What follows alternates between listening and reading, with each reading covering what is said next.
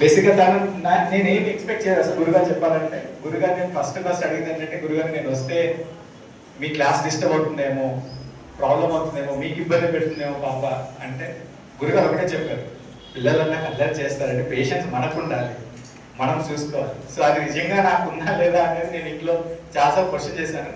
Actual చెప్పాలంటే అంతగా లేదు, బట్ ఇక్కడికి వచ్చిన తర్వాత 3 years జర్నీలో ముందు కంటే చాలా పెరిగింది. సో నిజంగా గురువు గారు చాలా చాలా థ్యాంక్స్.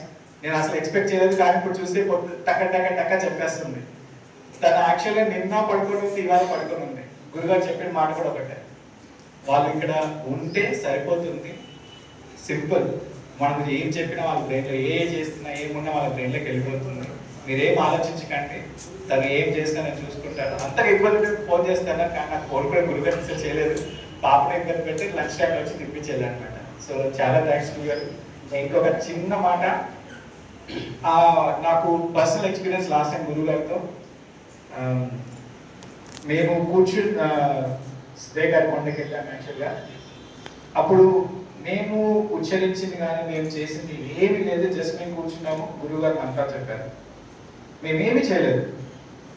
నెగిటివ్స్గా ఉన్న చక్రాలన్నీ పాజిటివ్ అయిపోయాయి. సో ఇప్పుడు మనమంతా ఇక్కడ కూర్చున్నాం కదా, మీలో కూడా సంథింగ్ ఏదో జరిగింది, believe I personal experience it. So సత్సంగము ఏమైనా మంచి జరుగుతున్నప్పుడు మనం ఏమి చేయకుండా పర్లేదు, జస్ట్ అక్కడ కూర్చున్నా చాలు, మన బాడీలో చాలా చాలా పాజిటివిటీ వస్తుంది.